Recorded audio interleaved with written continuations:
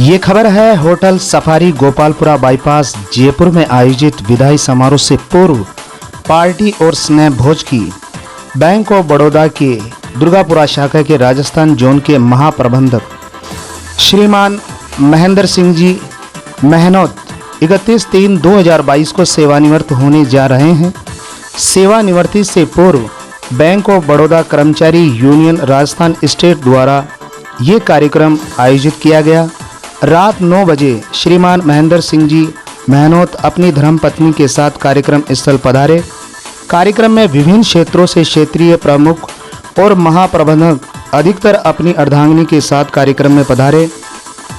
कार्यक्रम में महेंद्र सिंह जी को साफा, पुष्पमाला, शॉल, पुष्पगुच्छ और भगवान महावीर जी की प्रतिमा देकर सम्मानित किया गया। कार्यक्रम में बैंक ऑफ बड़ौदा के क्षेत्रीय प्रमुख और उप महाप्रबंधक आदि सभी ने महेंद्र सिंह जी को पुष्पमाला पहनाई। संयुक्त सचिव अंकिता माथुर ने महेंद्र सिंह जी की धर्मपत्नी को शाल व पुष्प गुच्छ देकर सम्मानित किया गया।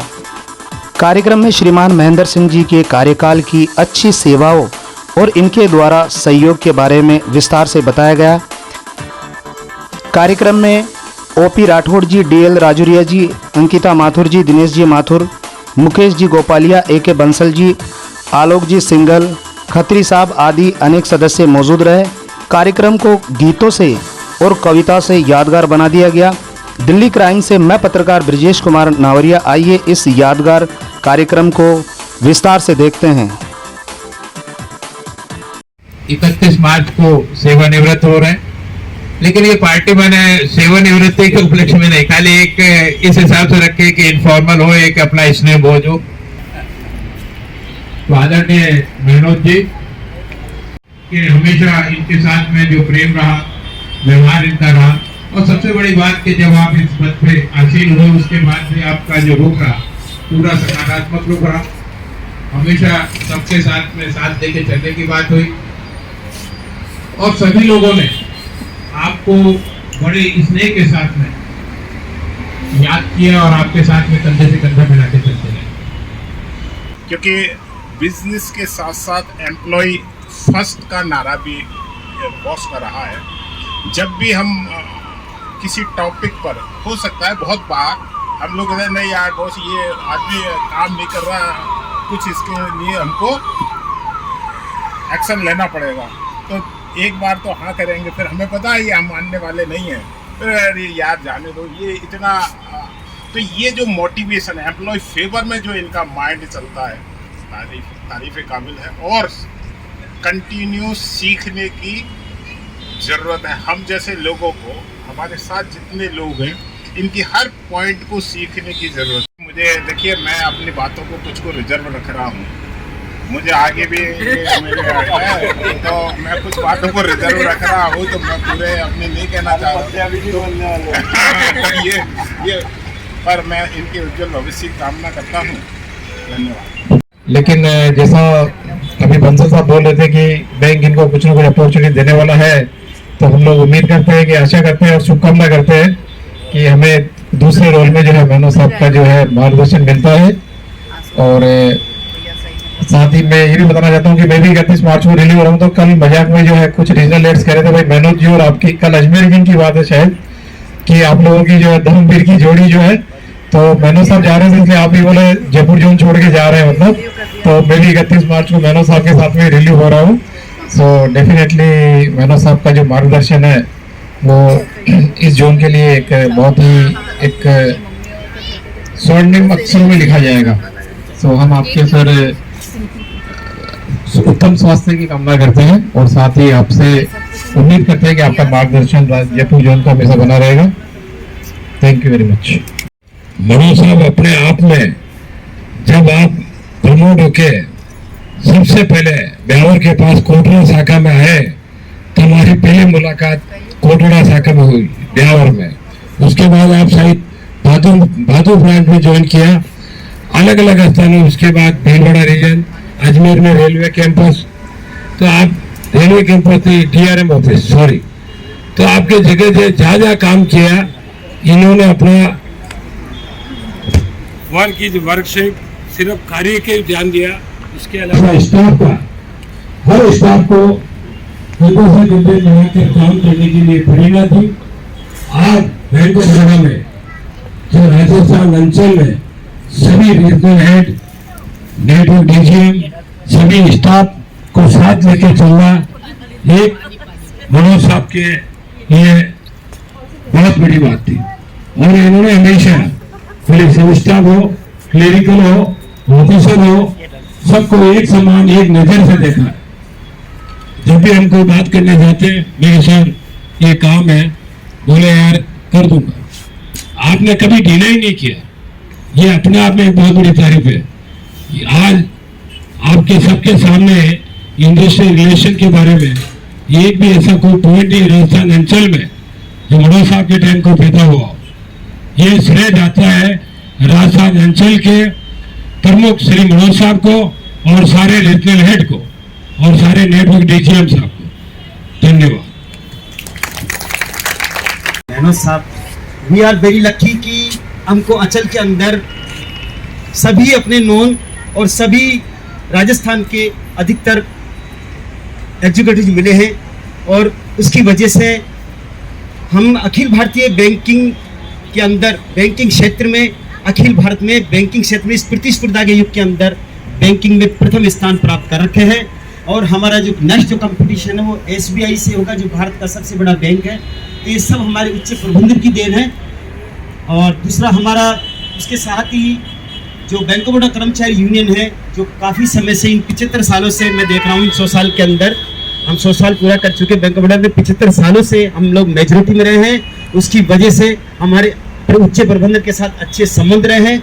उसकी वजह से किसी तरह की IR प्रॉब्लम नहीं हुई है। और ये IR प्रॉब्लम नहीं होने की वजह से हम लोगों ने बैंकिंग क्षेत्र के अंदर कभी bank of Baroda loss making नहीं रहा। और इस प्रतिस्पर्धा के युग के अंदर हम लोगों ने अखिल भारत के बैंकिंग क्षेत्र में हमारा नाम स्थापित कर रखे हैं। आदरणीय मनोज साहब को भी मैं विश्वास दिलाता हूं कि हमारा कर्मचारी वर्ग का हर सदस्य इनकी हर कॉल पूरी करेंगे, आने वाले हर उच्च प्रबंधन की कॉल पूरी करेंगे। और इस बैंक ऑफ बड़ौदा को हम जिस तरह से बहुत बढ़ के अंदर कम्पीट किया है, वैसे SBI को कम्पीट करके हम अखिल भारत में आगे निकलेंगे। मैं इनको ऐसा विश्वास दिलाता हूँ। और हम ये मनोज साहब सेवानिवृत्त हो रहे हैं, लेकिन ये हमारे दिलों में रहेंगे। बैंकिंग सेवाओं से सेवानिवृत्त हो रहे हैं, लेकिन बैंकिंग सेवाओं से निवृत्त हो रहे हैं। हम लोगों से रिलीव नहीं हो रहे, हम लोगों से सेवानिवृत्त हो रहे हैं। हम इनके साथ हमेशा हैं। जब भी कभी किसी तरह का भी कोई काम होगा तो हमें याद करेंगे और जयपुर क्षेत्र में पधारेंगे या कभी हमारे सदस्य कहीं भी मिलेंगे तो उनको किसी तरह का काम हो तो उनको आग्रह करें। हम हमेशा इनके साथ हैं। हम सभी इनके अच्छे स्वस्थ और दीर्घ आयु की और अच्छे स्वास्थ्य की कामनाएं करते हैं। ये हमेशा स्वस्थ और मस्त ऐसे रहें। अगर कोई है तो आप सब लोग हैं जो सामने बैठे हुए हैं, क्योंकि एक आदमी कभी भी कोई भी अचीवमेंट कभी नहीं कर सकता। एक टीम होती है जो कि किसी आयाम को मुकाम तक पहुंचाती है। अगर राजस्थान अंचल या जयपुर अंचल कहें, अगर टॉप की स्थिति में है तो वहाँ के कार्य करने वाले एक एक कर्मचारी, एक एक अधिकारी, ये सब इसके पात्र हैं कि इन सब ने मिलजुल कर इस क्षेत्र को इतना ऊपर बढ़ाया कि आज पूरा सम्मान देश भर में, हमारे अंचल का सम्मान देश भर में है। बैंक ऑफ बड़ौदा की जहाँ तक सवाल है, ये डिफरेंट बैंक है और टॉप क्लास नेशनलाइज्ड बैंक है। और ये बैंक क्यों टॉप क्लास है? क्योंकि इसकी मानव संसाधन जो है वो टॉप क्लास है। कोई भी बैंक ईंट और पत्थर से या किसी और चीज़ से कभी भी अच्छा नहीं हो सकता। अच्छा कब हो सकता है? जबकि उसको संचालन करने वाले बहुत ही बेहतरीन तरीके से संचालन करते हैं और बेहतरीन प्रेजेंटेशन सोसाइटी के सामने करते हैं। और बिजनेस के जो आयाम हैं बैंकिंग के मापदंड के, उनमें सबसे अच्छे आयाम और सबसे अच्छे तरीके से जो निष्पादन करते हैं, अचीवमेंट करते हैं या सोसाइटी को सर्व करते हैं या कस्टमर की सेवा करते हैं या जो भी व्हाट आर द पैरामीटर्स। सो उन सभी पैरामीटर्स में अगर हमारी रैंकिंग की जाए बड़ौदियंस की, तो हम टॉप क्लास बैंक के रूप में, इवन कई मामलों में SBI से बहुत बेहतरीन तरीके से हम लोग उभर के आते हैं। SBI का क्योंकि एक एक्ट अलग है, SBI का नेटवर्क अलग है, SBI का साइज अलग है, तो it is a different bank. But in nationalized bank if we compare with bank of Baroda and other nationalized bank, तो दूसरे नेशनलाइज्ड बैंक ऑफ बड़ौदा के सामने कहीं नहीं ठहरते। और उसका जो डिफरेंस है वो हम सब लोग हैं जिन्होंने इस बैंक को इतना ऊपर उठाया। मेरी आप सब लोगों से यही प्रार्थना है कि जो भी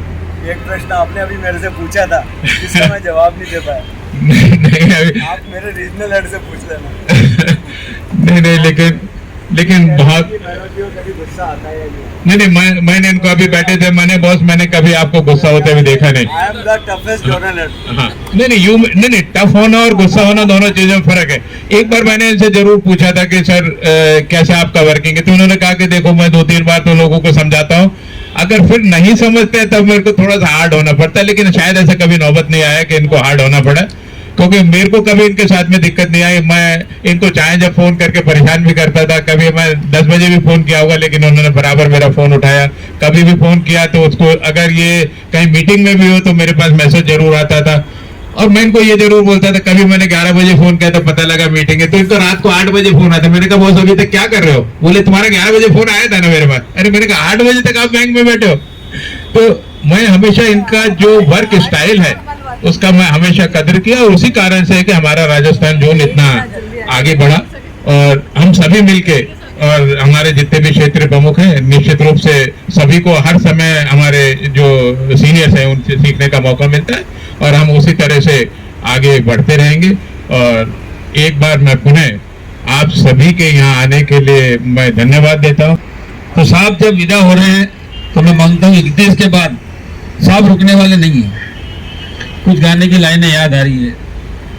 रुक जाना नहीं तू कहीं हार के, रुक जाना नहीं तू कहीं हार के, कांटों पे चल के मिलेंगे साए बहार के।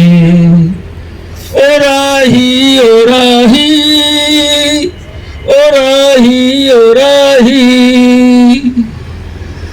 सूरज देख झुक गया है तेरे आगे रुक गया है, सूरज देख झुक गया है तेरे आगे झुक गया है।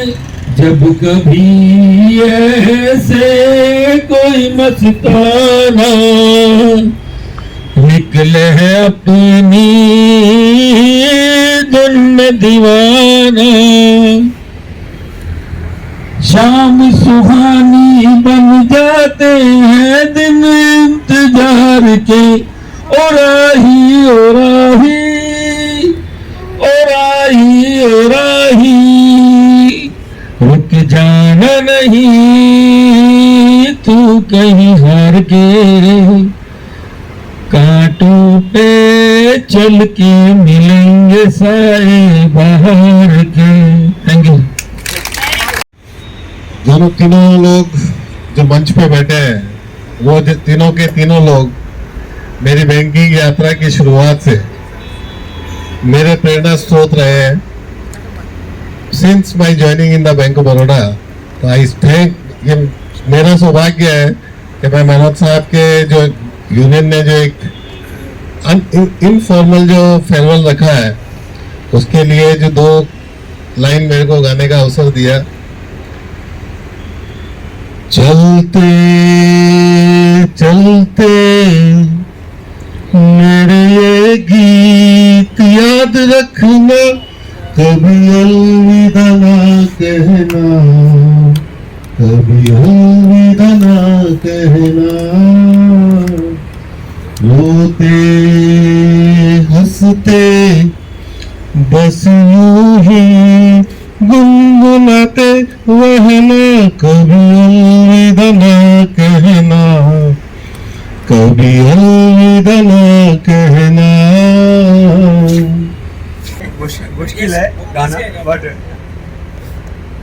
आ चल के तुझे मैं लेके चलूं एक ऐसे गगन के तले, जहाँ गम भी ना हो आंसू भी ना हो, बस प्यार ही प्यार पले। एक ऐसे गगन के तले चल के तुझे मैं लेके चलूं एक ऐसे गगन के तले, जहाँ गम भी ना हो आंसू भी ना हो, बस प्यार ही प्यार पले, ऐसे गगन के तले। आगे गाने के सूरज की पहली किरण से आशा का सवेरा जागे, चंद्रमा की किरण को छूकर घनघोर अंधेरा भागे। कहीं धूप खिले कहीं छाँव मिले, लंबी सी जगह जहाँ गम भी न हो आंसू भी न हो, बस प्यार ही प्यार पले, एक ऐसे गगन के तले। Thank you. रहे न रहे हम महका करेंगे, बनके कली बनके सबा बागे वफा में। रहे न रहे हम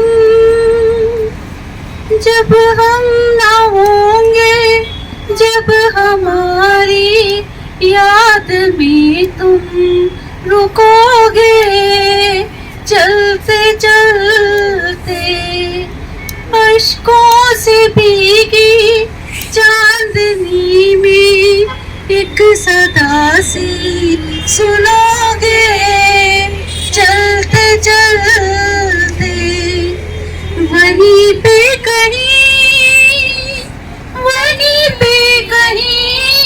हम तुमसे मिलेंगे, बनके कली बनके सबा बागे वफा में।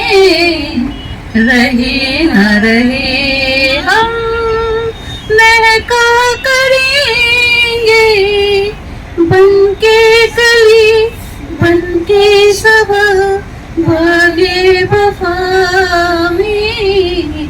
रहे न रहे हम। न तुम हमें जानो न हम तुम्हें जाने, मगर लगता है कुछ ऐसा मेरा हमदम मिल गया।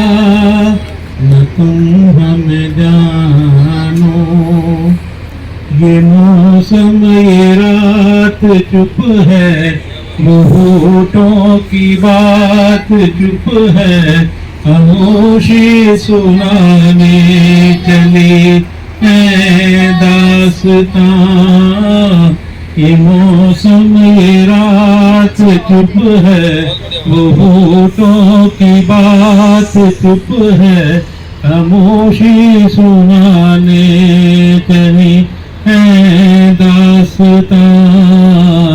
नजर बन गई है दिल की जुबान, न तुम हमें जानो न हम तुम्हें जाने, मगर लगता है कुछ ऐसा मेरा हमदम मिल गया। न तुम हमें जानो। जैसा कि सभी ने अपनी अपनी कला के हिसाब से बोला, मैं अपनी ज़्यादा नहीं कह के इतना ही कहूँगा कि एक अमिताभ बच्चन की फेमस कविता आपके सामने प्रस्तुत करना चाहूँगा। लहरों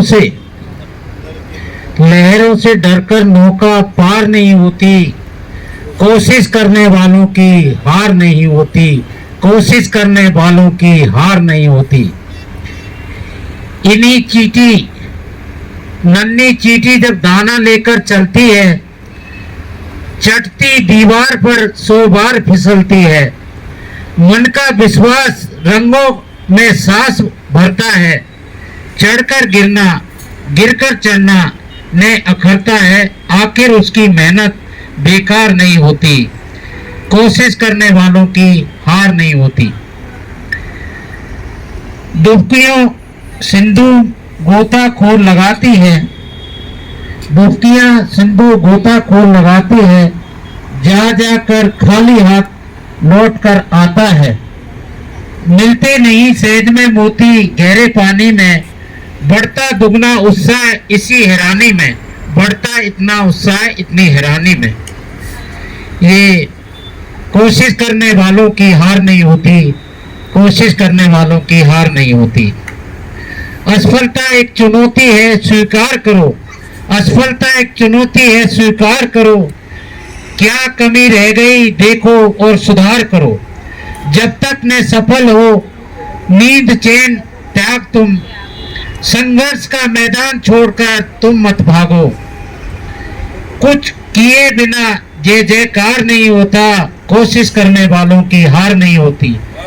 ये हमारे जोनल हेड साहब के लिए है, जो क्या है कि हमने जो भी सीखा है मैनेजमेंट का, जो भी हमने सीखा है हमारे साहब से हमने बहुत कुछ सीखा है।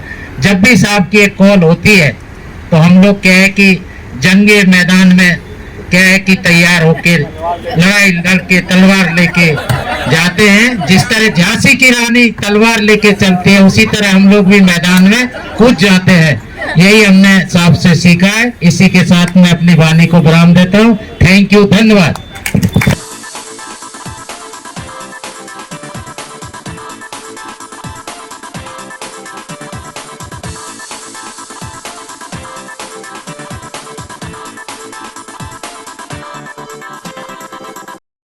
एम्प्लॉय का और संस्था का दोनों का चोली दामन का साथ होता है। और संस्था का जो है एम्प्लॉय का पुनर्भरण संस्था से होता है, और संस्था के जो भी लक्ष्य होते हैं एम्प्लॉय के उन लक्ष्यों के अनुसार उनको कार्य करना होता है।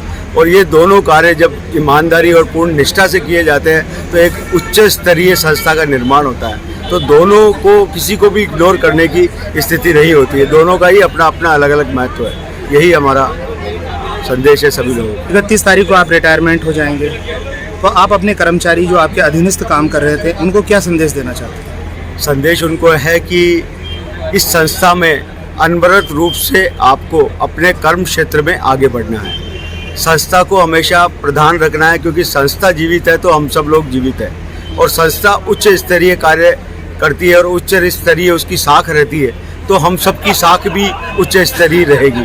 तो दोनों जो है एक ही पलड़े के दो पहलू है, तो दोनों का संतुलन बनाए रखना है। बहुत अच्छा संदेश दिया है आपने अपने अधीनस्थ कर्मचारियों को। मैं आपके लंबे जीवन के लिए परमपिता परमेश्वर से कामना करता हूँ। दिल्ली क्राइम से मैं पत्रकार ब्रजेश कुमार नावलिया।